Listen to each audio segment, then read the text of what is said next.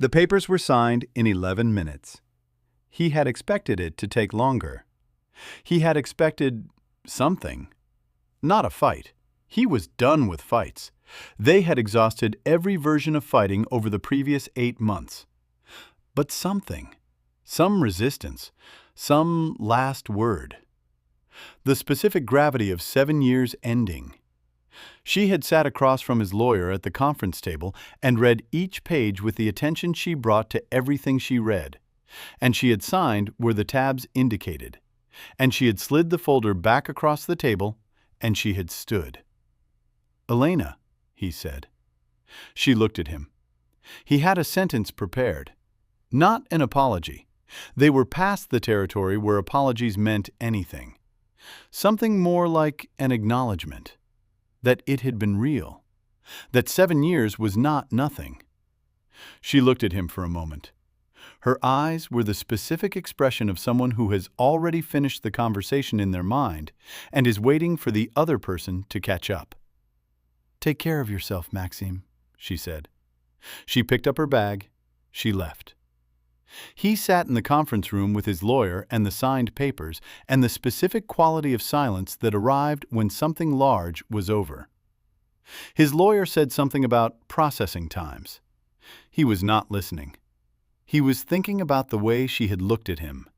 Not angry, not sad, just finished.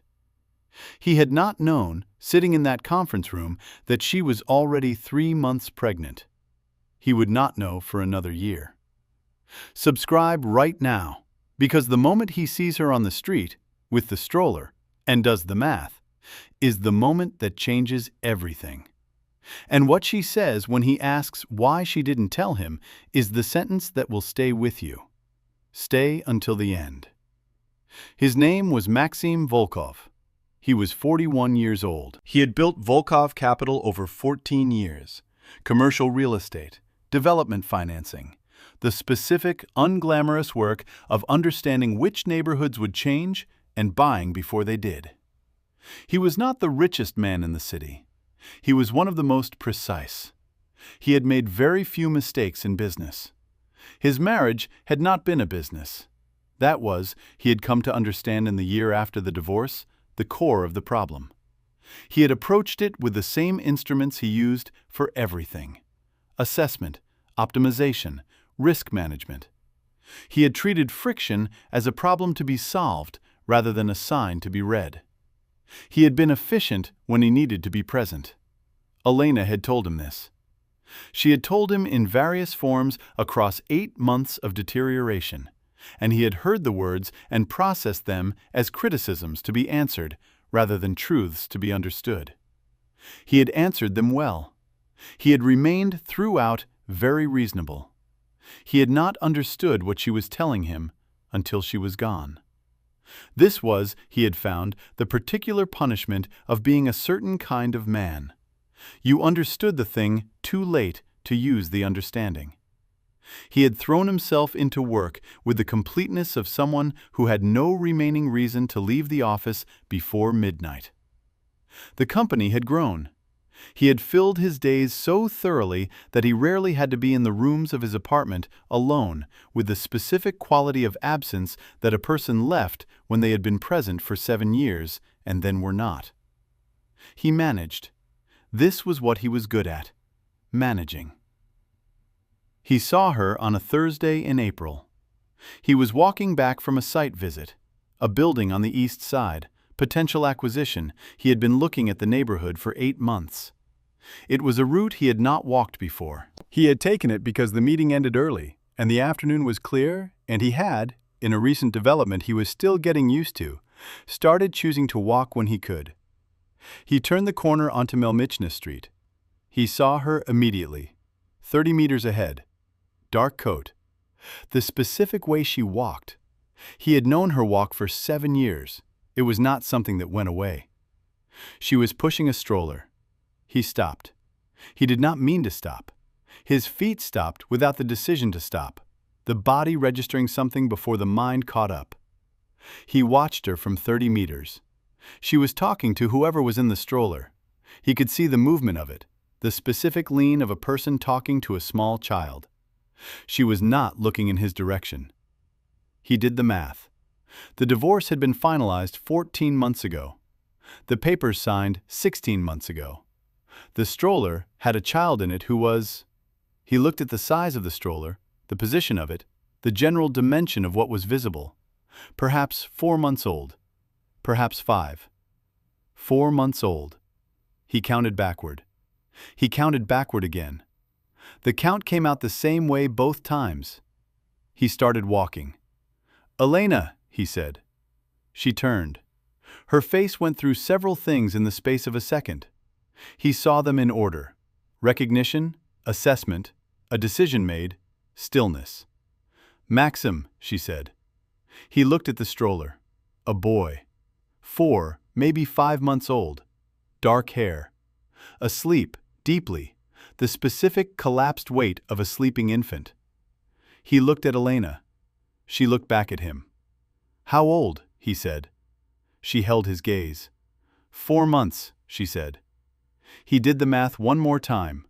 Out loud this time, in his head, all the way through. The papers had been signed 16 months ago. She had been 3 months pregnant when she signed them. She had known. "You knew," he said. "Yes," she said. He looked at the child. He looked at her. "Why?" he said. "Why didn't you—" "You had already decided," she said. The sentence landed the way certain sentences landed. Not as an argument, not as an accusation, as a fact reported. "Elena, you had decided," she said again. Her voice was not cold, it was careful. The voice of a woman who had rehearsed this conversation many times and had chosen each word. "I wasn't going to tell you and have you stay for the wrong reason. I wasn't going to be something you managed." She looked at the stroller. "I wasn't going to make him that either." He stood on the sidewalk. He had no prepared sentence for this. He had no instrument for this. "What's his name?" he said. She looked at him for a moment. "Nikolai," she said. Her mother had known from the beginning. This was, Elena reflected, one of the things about mothers. They knew the things you thought you were managing carefully. Her mother had looked at her in February, 3 days into the 3 weeks of deciding, and had said, "Tell me." Elena had told her. Her mother had been quiet. Then she had said, "What are you going to do?" Elena had said, "I don't know yet." Her mother had said, "You know. You're just deciding if you're brave enough to do it." She had been right about this, as she was right about most things. When Elena told her she was signing the papers without telling Maxim, her mother had been quiet for a long time. Then she said, "Are you certain?" Elena said, "Yes." Her mother said, "Then I'll be there." She had been there. Through the pregnancy, through the birth, through the first months. She had been there with the complete practical love of a woman who did not ask why and did not second guess and simply showed up with food and held the baby so Elena could sleep. When Elena told her about the park, about Maxim, about the stroller and the math and the conversation, her mother had listened. Then she had said, "What did you feel when you saw him?" Elena thought about this honestly. "I felt..." She stopped. "I felt like something I had finished wasn't finished." "What does that mean?" her mother said. "It means I was wrong about some things," Elena said.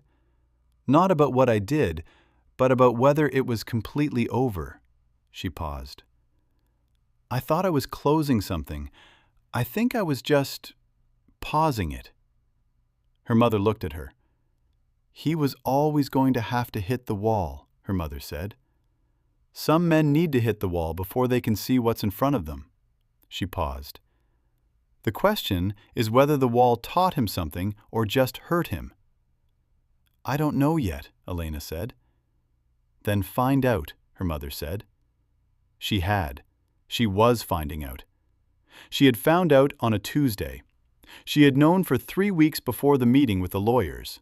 3 weeks of carrying it alone, not because she had no one to tell, she had her mother, she had friends, but because telling anyone made it real in a way that required decisions, and she was still in the part where she needed to understand what she felt before she could decide what to do.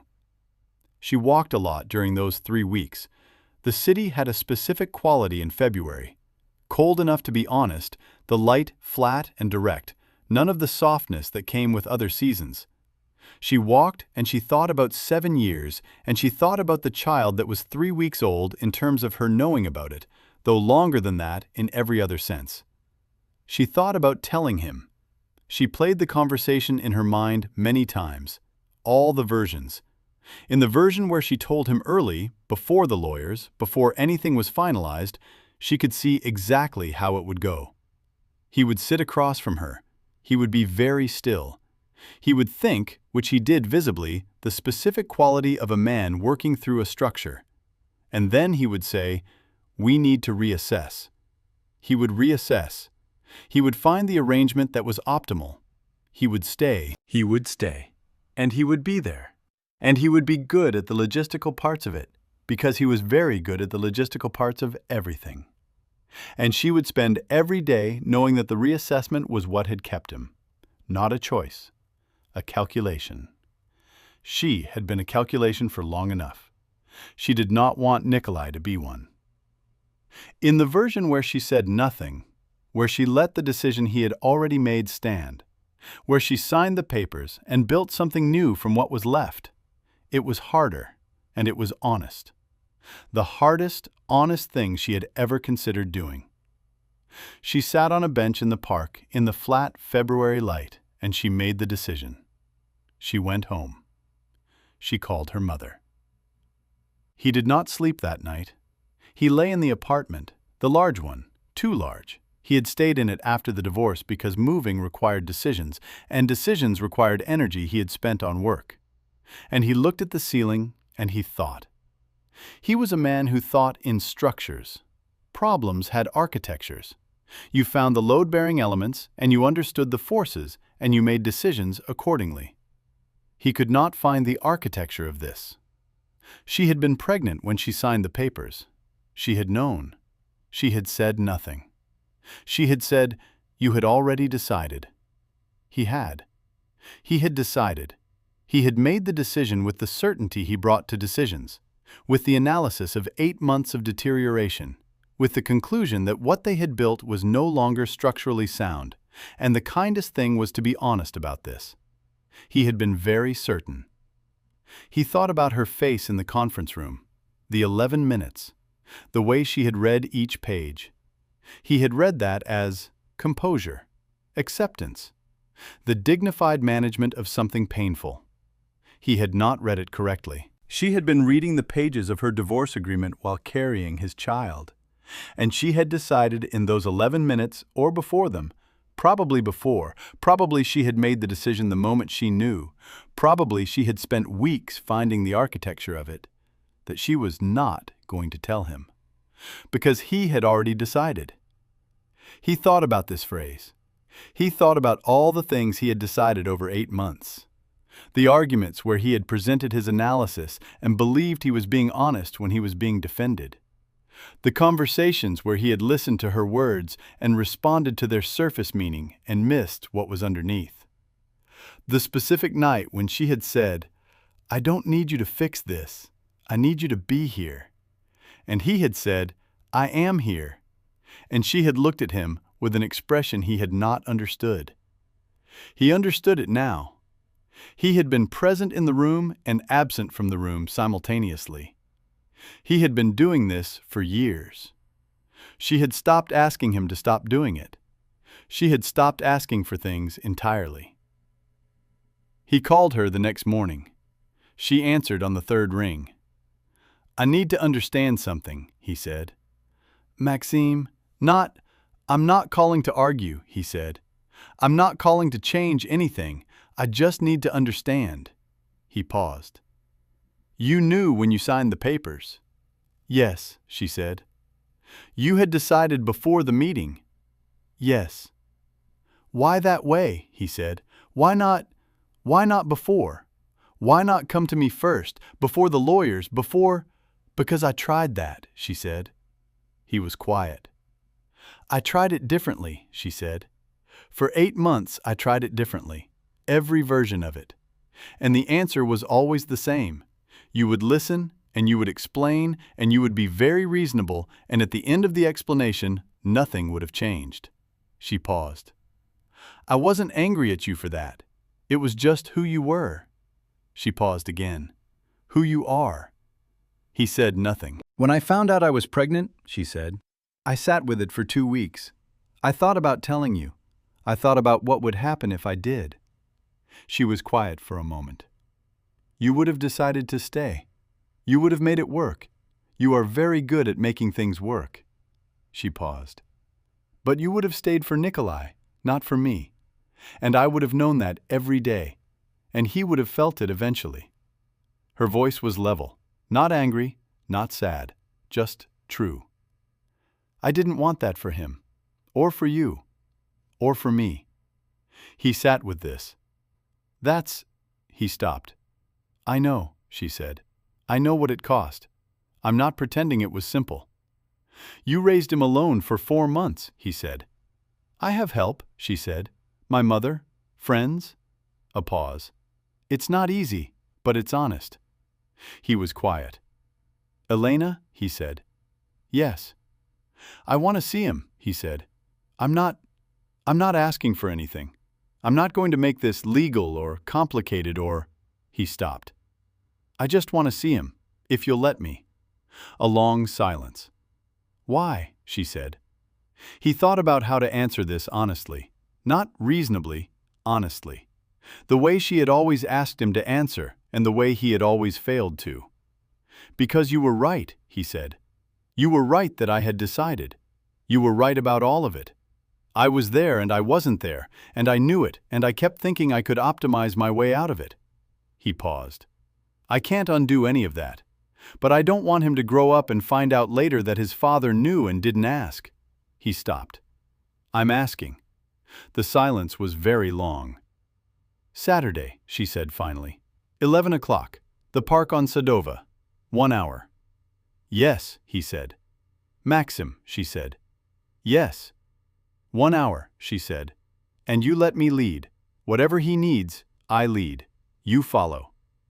Yes, he said. She hung up. He sat with the phone in his hand. He thought, she is still making decisions for the 3 of them. Alone. She has been doing this since she sat across from my lawyer and decided in 11 minutes. He thought, she is better at this than I am. He thought, I knew that. I knew it, and I managed her anyway. He thought about Saturday. She was already there when he arrived, the park on Sadova. A bench near the path, in the sun. Nikolai was awake, in the stroller, looking at things with the concentrated attention of an infant who finds the world entirely new and completely absorbing. A leaf on the path. The movement of a branch. Each thing examined with complete seriousness. Maxim stood at the entrance to the park for a moment. He was, he realized, afraid. This was unusual. He was not often afraid. He had learned early that fear was information, and information was manageable, and managed fear became something else. This fear was not manageable. He walked to the bench. Elena looked up. He sat. They were quiet for a moment. He looked at Nikolai. The child looked back at him. Dark eyes, very alert. The expression of someone encountering a new element and deciding how to categorize it. Hello, Maxim said. He said it to the child. He felt slightly absurd saying it. He said it anyway. Nikolai continued examining him. He stares at everyone, Elena said. He's deciding things. What things? Maxim said. Whether you're safe, she said. Whether you're interesting. She paused. He has opinions. Maxim looked at his son. He had opinions already. 4 months old, and already he had opinions. He thought, of course he does. Can I? He stopped. Elena looked at him. Can I hold him? He said. A pause. Yes, she said. Support his head. He reached into the stroller. He was careful. He was, in this, careful the way he was not always careful, with complete attention, without the division of focus that had characterized so much of what he had done in his marriage. He picked up Nikolai with both hands and brought him against his chest and supported his head and sat very still. Nikolai looked up at him. He looked down at Nikolai. Something happened that he did not have a name for. Not love exactly, or not only love. Something more structural than love. The recognition of something load-bearing. The understanding that everything he had built and optimized and managed was, in this moment, rearranging itself around a new center of gravity. He sat on the bench in the April sun. He held his son. Elena sat beside him and said nothing. This was the thing about her. She had always known when to say nothing. He had always said things in those moments. "I'm sorry," he said. She looked at him. "Not for—" He stopped. Not a negotiation, not an explanation. He looked at Nikolai. "I was exactly what you said I was. I was there and I was not there, and I made it worse by being certain I was handling it." He paused. "I'm sorry." She was quiet. "I know," she said. "That's not enough," he said. "No," she said. "It's not." She looked at the path ahead of them. "But it's real. That's different from before." He looked at his son. He thought about all the things he had been certain about. He thought about 11 minutes and a conference table and a woman who had made a decision he would not have made and who had been right to make it. "What do you need?" he said. "Practically. For him. I'm not asking to manage it. I'm asking what he needs." Elena looked at him. "He needs consistency," she said. "He needs people who show up when they say they will. He needs—" She paused. "He needs a father who is actually there when he is there." Maxim held the weight of his son against his chest. "I'm learning that," he said. I know I'm starting from the wrong place. I know I'm behind on the thing that matters." He looked at her. "But I'm learning it." She studied him for a moment. The specific way she looked at him when she was deciding whether something was real. "I know," she said. She said it the way she had said other things this morning, not as forgiveness, not as permission, as a fact. He was learning. She could see it. The seeing did not resolve anything between them, but it was true. "Saturday," she said. "Every week. 1 hour, then 2, then we see." She paused. "You don't cancel. You don't reschedule for meetings. You show up." "Yes," he said. "If you cancel once," she said, "we reassess." "Yes," he said. Nikolai had fallen asleep against his chest. The specific, sudden weight of an infant who has decided the world is safe enough to stop paying attention to. He sat very still so as not to wake him. Elena watched him do this. He did not know what she saw. He knew what he felt. The weight. The specific gravity of something that required him to stop moving and simply hold. He had not been good at this. He was going to learn. His friend Pavel found out in October. They had been friends for 20 years, business school, early years building parallel companies, the specific friendship of men who understood each other's work without needing it explained. Pavel knew Maxim better than most people knew Maxim. They met for lunch. Pavel listened while Maxim told him about the stroller and the park and the 11 minutes and the year. Then he was quiet for a long time. "She didn't tell you," he said. "No," Maxim said. "You had a son for 16 months." "Yes." Pavel was quiet again. "And you're not angry," Pavel said. Not a question. He was reading Maxim the way he always read him. "I thought I would be," Maxim said. "I went home that night expecting to be angry. I sat with it for hours." He looked at his coffee. "I wasn't angry." "Why not?" Maxim looked at him. Because she was right, he said. Everything she said on the street, she was right. I had decided. I would have stayed for the wrong reason. She knew me well enough to know that, better than I knew myself. Pavel looked at him. That's a very evolved thing to say, he said. I'm not saying it to be evolved, Maxim said. I'm saying it because it's true, and I've spent a year not being honest about true things, and I'm trying to stop that. Pavel sat back. What do you want, he said, from this, from her? I want to be a father, Maxim said. A real one, not the managed version. He paused. And I don't know yet what I want from her. I know what I'm not going to do. Which is? Decide, Maxim said. Make the assessment and reach the conclusion and manage toward the outcome. That's what I did for 7 years. He looked at his friend. I'm just going to show up and be honest and see what's true.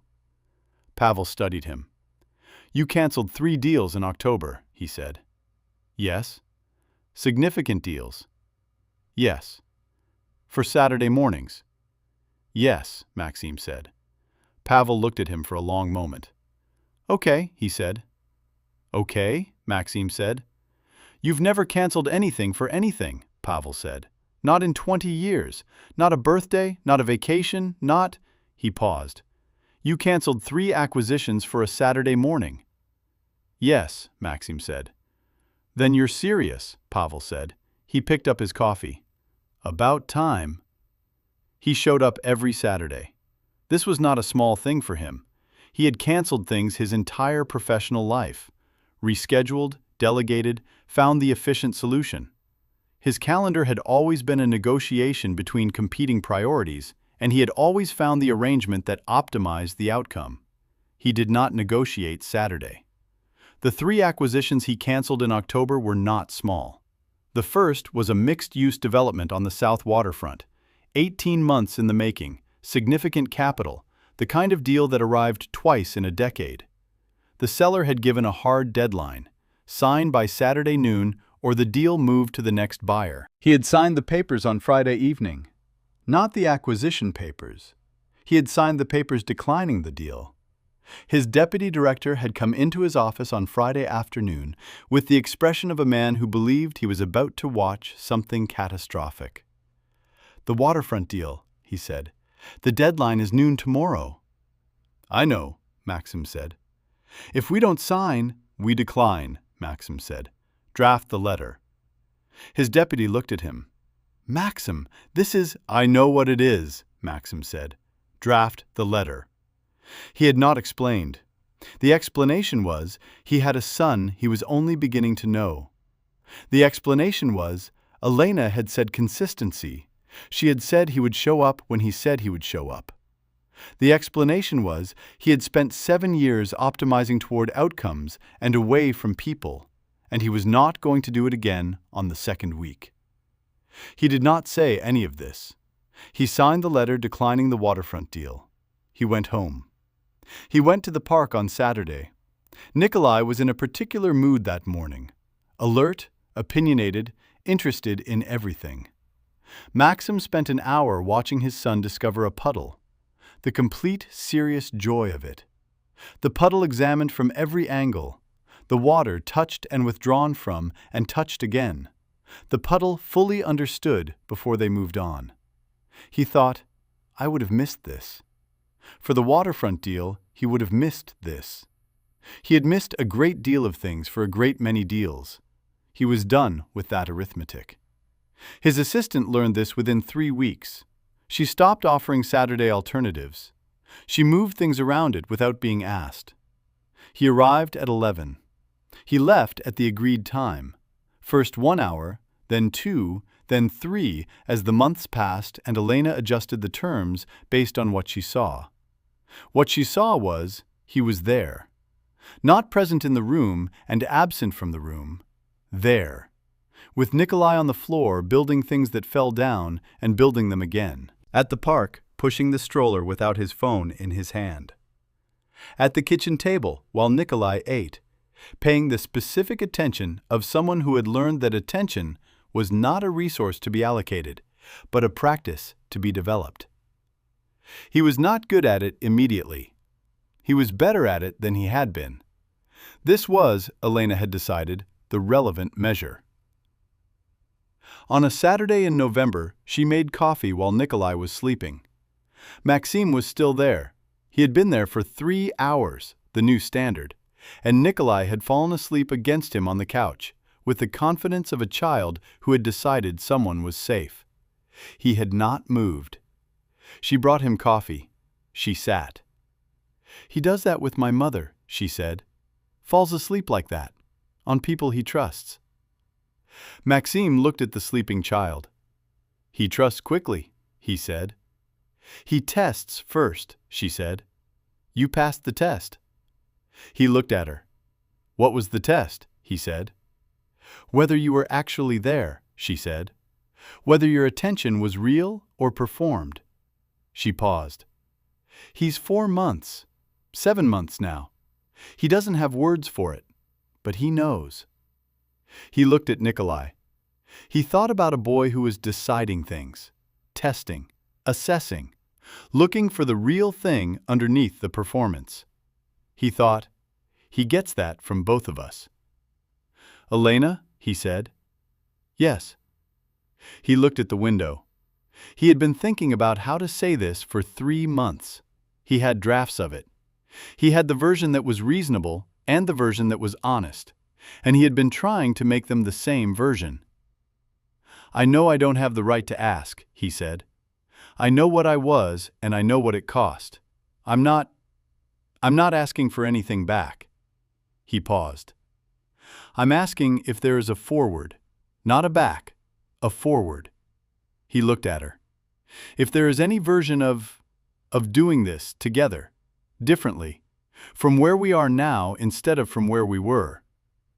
She was looking at him. He stopped. He had prepared more. He did not use it. "I know," he said. "You don't have to answer now." She was quiet for a long time. "You canceled 3 acquisitions," she said.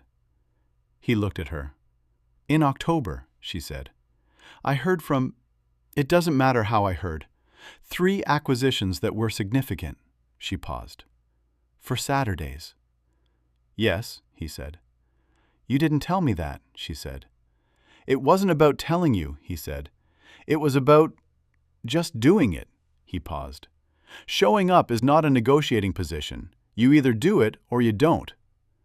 She looked at him for a long time. He let himself be looked at. He was getting better at this, at being seen without managing the seeing. "Dinner," she said. "Thursday, here. You come, we cook, we see." She paused. "Not a decision, just dinner." "Yes," he said. Nikolai stirred. He adjusted his arm very slightly so the child could settle again. He did not move for another 20 minutes. Elena sat across from him with her coffee and watched the man she had divorced learn, with the specific, slow difficulty of someone rewiring something fundamental, what it meant to actually be there. It was not the same as before. It was not supposed to be. It was something that did not yet have a name, which meant it was something that needed to be lived toward rather than decided. She had been good at that. She was willing to find out if he was, too. Thursday arrived. He came at 7. He brought wine, the right kind, which meant he had paid attention at some point, which she filed away without comment. Nikolai was awake and in his chair at the kitchen table, monitoring the situation. She put Maxim to work, not as a guest. She handed him a knife and the vegetables for the salad and said, "Like this," and showed him the cut she wanted, and then left him to it and went back to the stove. He was quiet for a while. The kitchen had its sounds, the knife, the stove, Nikolai periodically announcing things to no one. "He talks a lot," Maxim said. "He has opinions," she said. "About what?" "Everything," she said. "The light, the sounds, whatever is in his line of sight." She glanced at Nikolai, who was currently explaining something to his cup. "He has been like this since he could make sounds." Maxim looked at his son. He gets that from you, he said. She looked at him. You always knew what you thought, he said. You always had the exact response ready. I used to. He stopped cutting. I used to watch you at dinners, business dinners. You would assess the room in the first 10 minutes and you would know exactly who needed what. You were always 3 moves ahead. I stopped being 3 moves ahead with you, she said, at some point. I know, he said. I made it not worth the effort. She looked at the stove. You made it feel like effort, she said, when it stopped being effort with other people. He was quiet. That's the right way to say it, he said. I know, she said. I had a year to find the right way. The dinner was quiet in the good way, not the silence of 2 people avoiding something, but the silence of 2 people who had said the necessary things and were now just in the same room. Nikolai provided enough noise for everyone. When Maxim left at 9:30, he said, Same time next week? She looked at him. Yes, she said. She closed the door. She stood in the hallway. She thought, this is not what it was. It is not supposed to be what it was. It is something that has to be entirely new, or it is nothing. She picked up Nikolai, who had been watching the closed door. What do you think? She said. He looked at her with the seriousness of someone rendering a verdict. He patted her face. She took this as a positive sign. Nikolai said Papa on a Thursday evening in December. He was 11 months old. He had been circling the word for weeks. The sounds were there, the intention was there, but the specific assembly of it had not arrived. They were in Elena's kitchen. Maxim was on the floor with him. They had been doing this since September, floor time. Maxim in his work clothes on the kitchen linoleum, building towers of blocks that Nikolai demolished with complete satisfaction. Elena was at the stove, not watching, or watching in the way she watched things without appearing to watch. Nikolai had been examining a block. He looked up. He looked at Maxim. Papa, he said. 1 syllable wrong, the second one right, and the intent completely clear. Maxim went very still. He looked at his son. Nikolai held up the block, offering it. Having established the correct word for this person, now returning to the business of the block. Maxim took the block. He held it. He said nothing for a moment. Elena had turned from the stove. She was looking at them. He looked up at her. She said nothing. Her expression was the one she had, the careful one, the one that held more than it showed. He looked back at Nikolai. Thank you, he said. He meant the block. He meant all of it. Nikolai had already moved on to the next block. Maxim sat on the floor. He thought about the conference room. 11 minutes.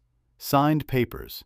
The walk back through a city that was the same city it had always been, while he was no longer the same person. He had thought, walking out of that building 16 months ago, that the relevant chapter was over. He had been wrong about the chapter. He had been wrong about a lot of the chapters. Dinner in 10 minutes, Elena said. Her voice was ordinary, carefully ordinary.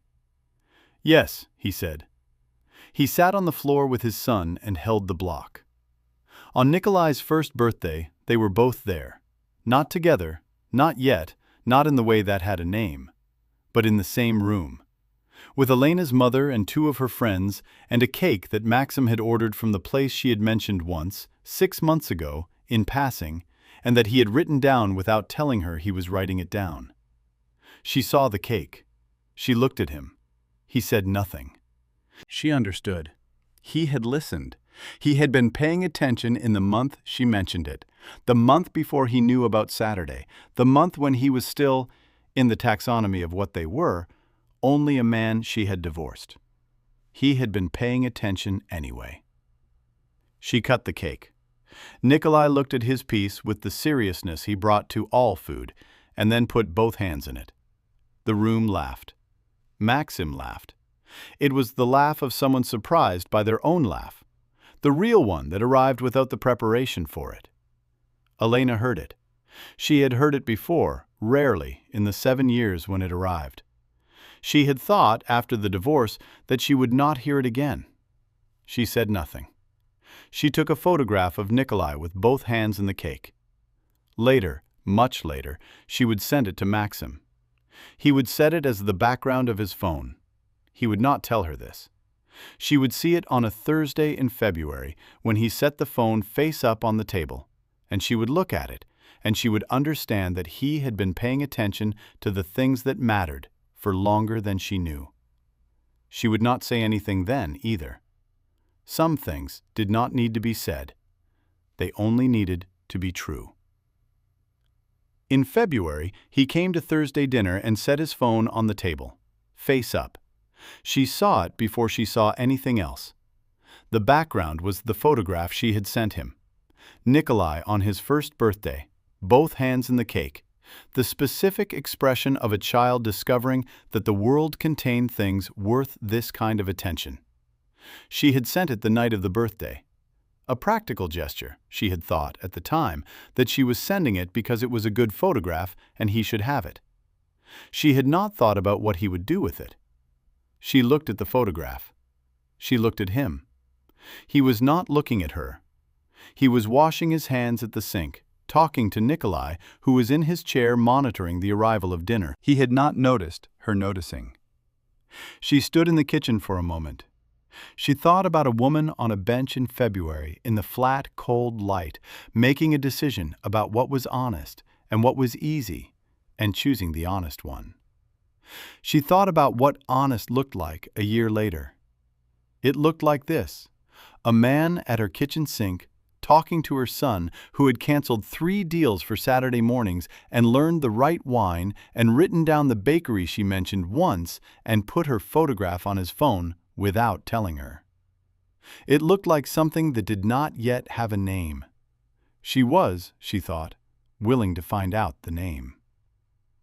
"Can you check if the bread is ready?" she said. He turned. "Yes," he said. He checked the bread. She put the plates on the table. Nikolai announced something emphatic from his chair. "He's hungry," Maxim said. "He's always hungry," she said. They sat down. They ate. The kitchen was warm against the February cold outside, and the dinner was good, and Nikolai had opinions about every component of it, and it was, in the taxonomy of evenings, an ordinary one. That was the thing about it. It was ordinary. She had not had ordinary for a long time. Not the real kind, not the kind where ordinary meant 2 people in a kitchen with a child who was deciding things, where ordinary meant real. She had it now. She was not going to say this out loud. She was going to let it be true first. Then she would find the words. She was in no hurry. She had, this time, all the time she needed. If this story found something in you, subscribe. And tell me in the comments, have you ever made a decision to protect someone from the wrong reason, and it cost you more than you expected? Because Elena signed those papers knowing. She looked at the life ahead of her and chose the honest one over the easy one. Tell me what you would have done.